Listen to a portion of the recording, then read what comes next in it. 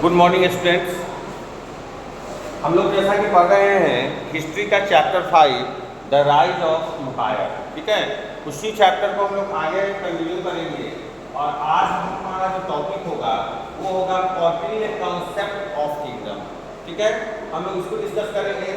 Kautilya concept of kingdom, ये जो कौटिल्य थे जिनको आप चाणक्य या फिर विष्णुगुप्त भी कहते थे, इनका किंगडम चलाने का कंसेप्ट क्या था। इनके नज़र में कोई भी किंगडम कैसा होना चाहिए, उसका कंसेप्ट क्या है, उसी के बारे में हम लोग बात करेंगे। इन्होंने पहले आपको पता है इन्होंने एक किताब लिखी जिसका नाम है अर्थशास्त्र। कौन सी किताब लिखी? इन्होंने एक किताब लिखी अर्थशास्त्र, और इस किताब में इन्होंने गवर्नेंस के बारे में बात किया है। इस किताब में किसके बारे में बात किया है कि सरकार कैसे चलाया जाए उसके बारे में बात किया है। साथ ही साथ उन्होंने अर्थशास्त्र के बारे में बात किया है, जैसा कि आपको पता है इकोनॉमिक्स के बारे में कि अगर कोई राजा है, अगर कोई किंगडम है तो वहाँ का इकोनॉमी कैसा होना चाहिए। साथ साथ उन्होंने डिफेंस के बारे में भी बात किया है, जैसा कि आपको पता है डिफेंस का मतलब कि आपकी आर्मी कितनी स्ट्रांग है। अगर आप पे आक्रमण होता है तो उस समय आपकी जो आर्मी है, आपका जो मिलिट्री पावर है, वो किस प्रकार से उससे क्या कर पाएगा, डिफेंस कर पाएगा। तो डिफेंस के बारे में इन्होंने बताया। और उसके बाद एडमिनिस्ट्रेशन, यानी आपके साम्राज्य में, आपके किंगडम में लॉ एंड ऑर्डर कैसा होना चाहिए, उसके बारे में भी कौटिल्य ने अपनी किताब अर्थशास्त्र में बताया है। तो याद रखिएगा अर्थशास्त्र में क्या क्या बताया है, तो गवर्नेंस के बारे में, इकोनॉमिक्स के बारे में, डिफेंस के बारे में और एडमिनिस्ट्रेशन के बारे में। कि believe a kingdom should be strong, protected and prosperous. उनका मानना था कि कोई भी किंगडम जो है उसके पास क्या होना चाहिए, स्ट्रॉन्ग प्रोटेक्शन होना चाहिए और प्रोस्पेरस होना चाहिए। कोई भी अगर किंगडम है तो वो बहुत ज़्यादा प्रोस्पेरस होना चाहिए, और अगर कोई आक्रमण करता है तो उसको प्रोटेक्टेड भी किया जाना चाहिए। प्रोटेक्टेड का मतलब उसको बचा करके भी रखना चाहिए। ठीक है, और ऐसा हम कब कर सकते हैं, तो ऐसा हम कर पाएंगे वारफेयर में, यानी युद्ध करके या फिर एलायंस करके। एलायंस समझते हैं, एलायंस का मतलब है समझौता करना, मित्र बना लेना। ठीक है ना, एली से एलायंस बना है। एलायंस का मतलब होता है किसी भी अगर आप किंगडम पे अटैक कर रहे हैं तो या तो आप उसको अपने में मिला लीजिए, ठीक है ना, उससे क्या समझौता करके, शांति समझौता जिसको पीस एलायंस कहते हैं, या फिर आप उसके साथ मैत्रीपूर्वक संबंध बना करके भी उसको मिला सकते हैं। तो एलायंस के जरिए भी आप उसे अपने में मिला सकते हैं। आगे इन्होंने चर्चा किया कि स्पेस लॉ एंड ऑर्डर, जैसा कि हमने बताया है इन्होंने लॉ एंड ऑर्डर यानी कानून और ऑर्डर पे, आदेश पे बहुत ज़्यादा इन्होंने ध्यान दिया है। ठीक है, इससे इनका कहना था एक king happiness depend on his people welfare. एक राजा जो है वो तभी खुश होगा जब उसकी प्रजा क्या होगी, खुश होगी। बिल्कुल सही बात है। मान लो कि अगर प्रजा दुखी है, प्रजा को बहुत सारी समस्याएं हैं, तो उस केस में क्या राजा कभी भी खुशी रह सकता है? तो नहीं रह सकता। इन्होंने कहा एक किंग्स हैप्पीनेस, एक राजा की जो खुशी है वो डिपेंड करती है कि उसकी प्रजा कितनी खुश है। अगर प्रजा खुश है तो राजा भी खुश है। आगे इन्होंने कहा कि value the country side. Country side का मतलब है गांव के लोग। कंट्री साइड का मतलब है जो शहर से दूर बसे लोग हैं, उनके बारे में इन्होंने कहा। उनके बारे में कहा कि गांव के जो लोग हैं ना, उस पर हमारी पूरी तरह से इकोनॉमी डिपेंड है। कैसे डिपेंड है? तो आप सभी को पता है कि जो गांव के लोग हैं वो हमें क्या देते हैं, वो हमें अन्न देते हैं। इन्हें अन्नदाता भी कहा जाता है।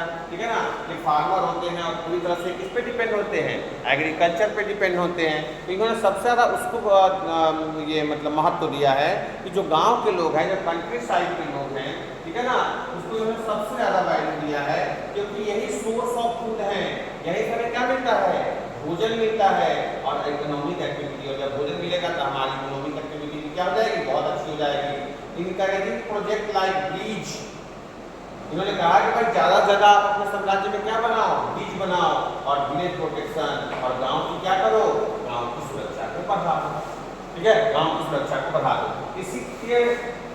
इसी के संदर्भ में कौटिल्य ने सप्तंगा का कंसेप्ट दिया था। सप्तंगा का मतलब होता है कि इनके 7 कंसेप्ट थे। कितने कंसेप्ट थे? 7 कंसेप्ट थे। उस 7 के बारे में हम लोग पढ़ेंगे कि इनके कंसेप्ट क्या क्या थे। सप्तंगा का मतलब होता है, सप्तंगा मीन्स 7 पार्ट ऑफ किंगडम। कि जो राजा है, जो साम्राज्य है, उसके 7 पार्ट होते हैं।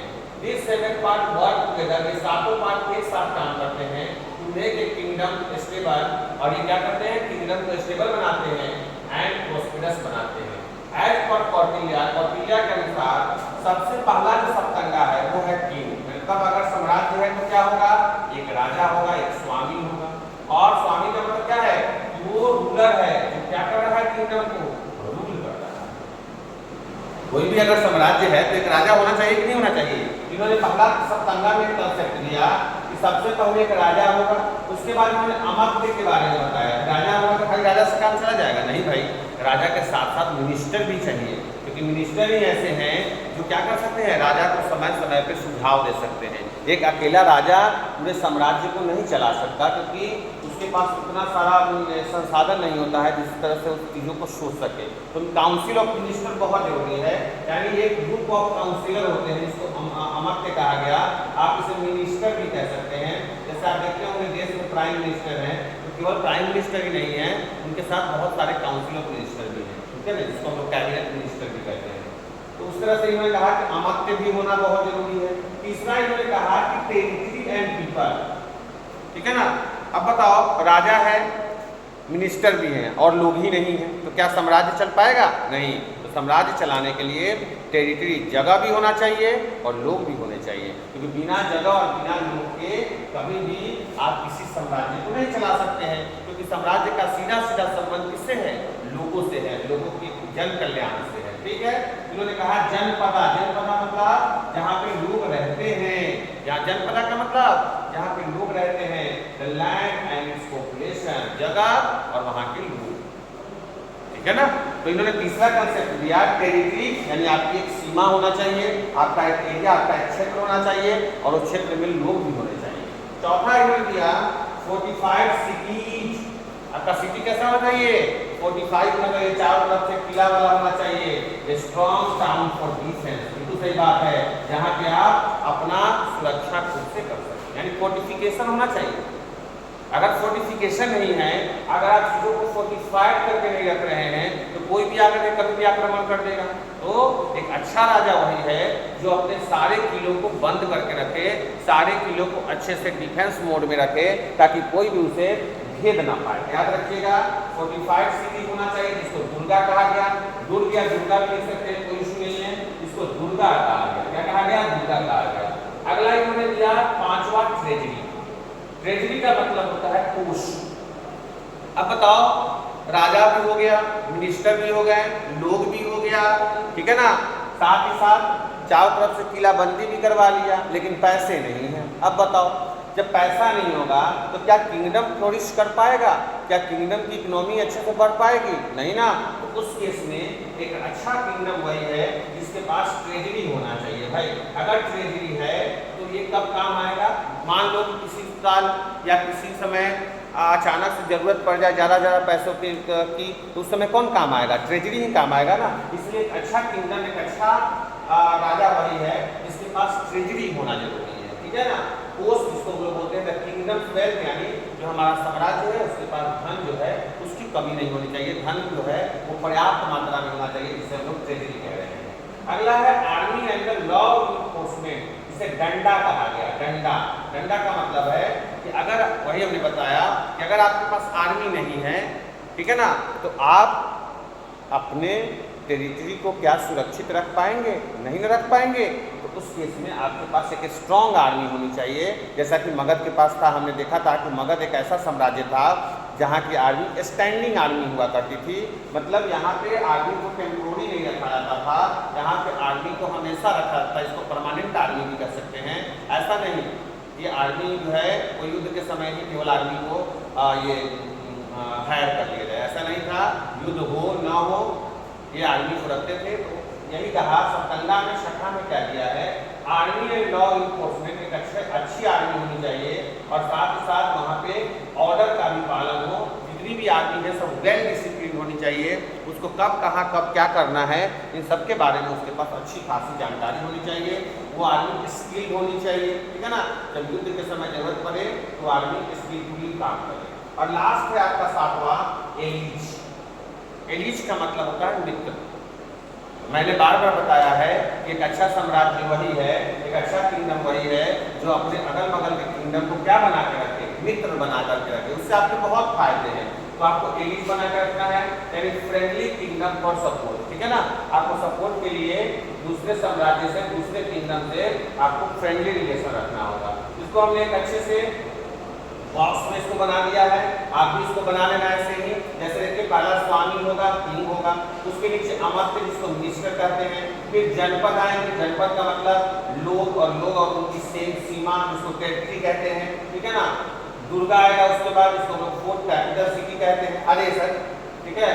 उसके बाद कोषा जिसको हम लोग ट्रेजरी कहते हैं, मुझे बताया ना ट्रेजरी, एक अच्छा किंगडम वही है जहाँ पे ट्रेजरी होना चाहिए, ठीक है ना। अगर ट्रेजरी नहीं है तो पूरा सब कुछ बेकार है। आप विकट परिस्थिति में जब समय क्या होगा, जब समय जो है कठिन होगा, कठिन दौर में आप उसका यूज कर पाएंगे, ठीक है ना। ट्रेजरी होना, कोष होना बहुत जरूरी है। उसके बाद डंडा होना जरूरी है।